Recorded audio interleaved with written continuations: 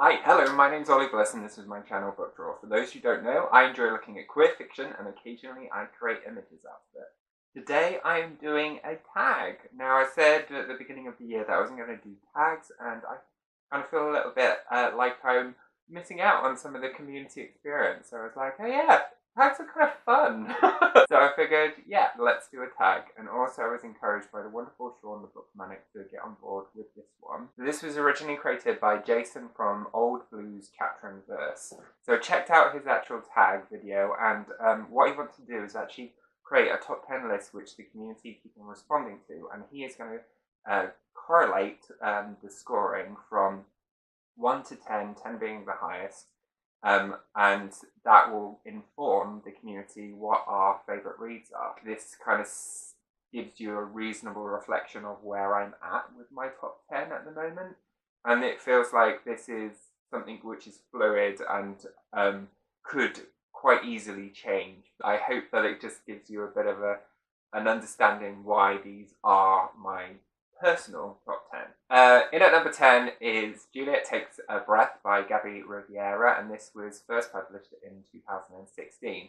I particularly enjoyed this book because Juliet is coming of age as she goes and sees a writer who she's really interested in, and she does a residency with her. She's a feminist who's queer, and it's the kind of surrounding relationships that she has that she is informed and influenced by. Through the process of the book, it explores female identity, it explores race, and it explores sexuality. What I particularly liked about this is it's just a really good starting point for people who are being more thoughtful about those subjects and are giving it time and space to really consider what it means to them personally, but also how people interact with each other and communicate to each other. In at number 9 is The Wave, which was written by Todd Strasser in 1981. Now this is actually a fictional account of events which actually happened in California back in 1969 in a high school.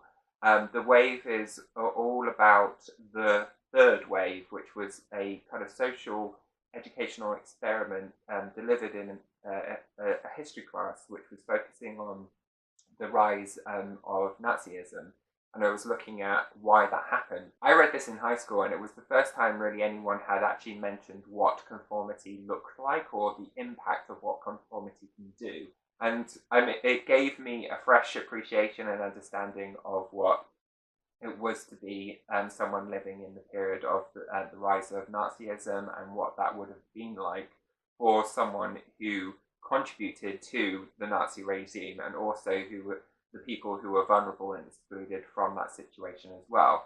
And as a young gay man in that period, it was really like, wow, okay, anyone could be susceptible to this experience, and that was really, really like awakening for me personally. The next one which I want to discuss is Cloud Atlas by David Mitchell, which was first published in 2004. I really, really enjoyed this book. I absolutely loved the film. I actually watched the film first and then read the book because I enjoyed it so much.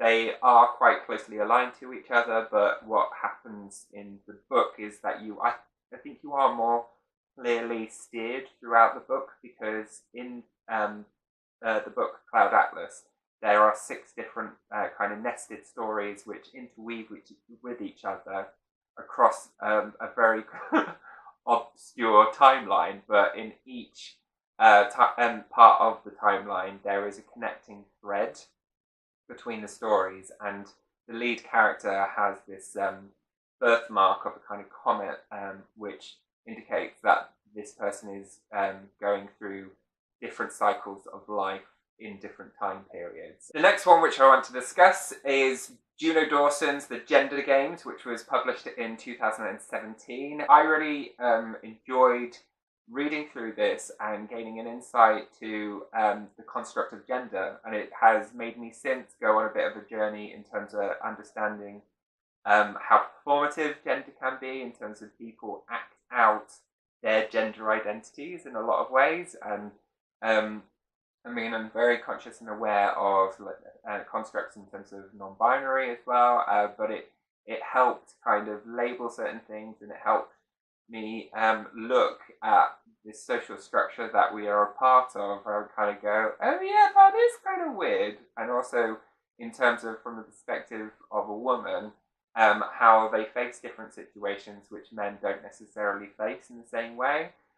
So this just made me more aware, and it helped articulate things which I may have observed but not necessarily properly articulated in my mind, and it has since given me an appreciation or an awareness which I didn't have previously. The next one which I want to discuss, which you can't really see from this book, is A Brave New World by Aldous Huxley, and this was first published in 1932.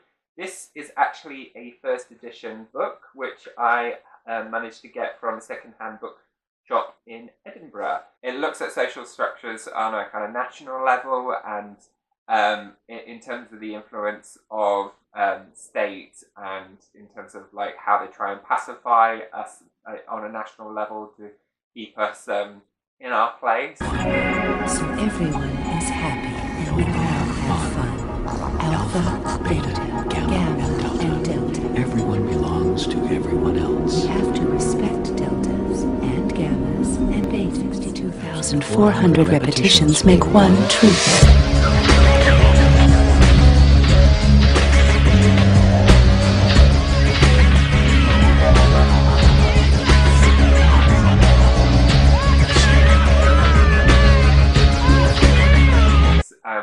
And I think all of those themes really resonate again to what is happening to us right now. The next one which I want to discuss is Call Me By Your Name, which is by Andre Aciman. So I have spoken about this quite a few times previously. I really enjoyed this book because he identified with the lead character.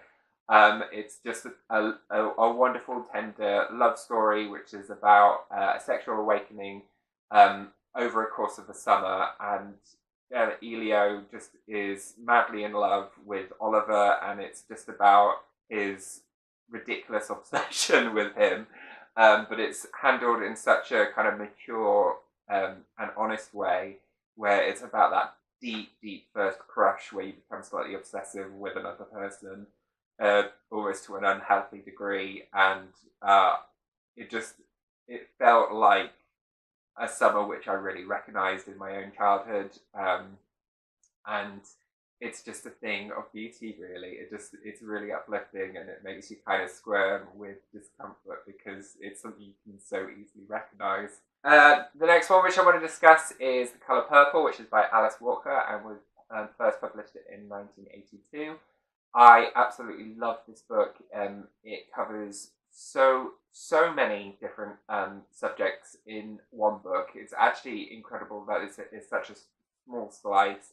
It's written as kind of diary entries to God and to her sister, and it just made me think about life, really. It made me think about relationships in terms of gender and sexuality, structures of empowerment, and in terms of abusive relationships. It made me think about race. It made me think about religion.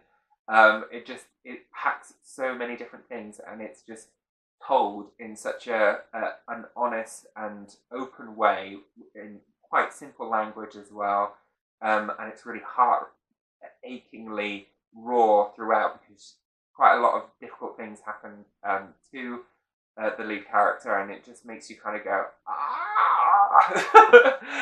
But it's told in a really wonderful, gloriously beautiful, unctuous way. And it has just been one of those reads which has just stayed with me through the course of time. The next one which I want to talk about is The Hyperion Cantos, which was published over a series of 4 different books, but really it's kind of 2 books which were so big that they had to be chopped up into this way. It stems from 1989 up to 1997 when they were all kind of released, and it was written by Dan Sinian. I have chatted on about this series a lot, so I don't feel like I should anymore, but it gives me hope for the universe, really, and it's just a brilliant epic adventure in terms of the way it's delivered. In the first book, there is a pilgrimage with a different people, and it's about understanding why they are all on this pilgrimage and this journey. The second book is about the impact of what happens to all these people in terms of why they have come together and what their role in this overall arc of the Hyperion Cantos is. And then in Endymion, it is taken much later on from all the stuff that happened in Hyperion, but it's kind of like all the trails which have led to the really key moments of Endymion and the rise of Endymion, which is the last book. And it's just, the scale and scope of it is just so epic and clever and beautifully told that it's just genius. Like, I just couldn't quite get over it by the end of it, and I was just like, yeah, this is really, really cool. So now we're getting to my final two, and the next one which I want to discuss, which again, I like these these last few I've discussed quite a lot, but this one is Andre Gide's The Counterfeiters, and I have been saying his name wrong for a long time. Massive apologies. I think it's Gide. Someone did point out, because I kept on saying Andre Gide, and that is not how you pronounce his name, because it's a French name. So apologies for that, but this is the earliest book from my top 10. This was first published in 1925. But this book is probably one of the few books which I reread, and the same with the next book, my top number one.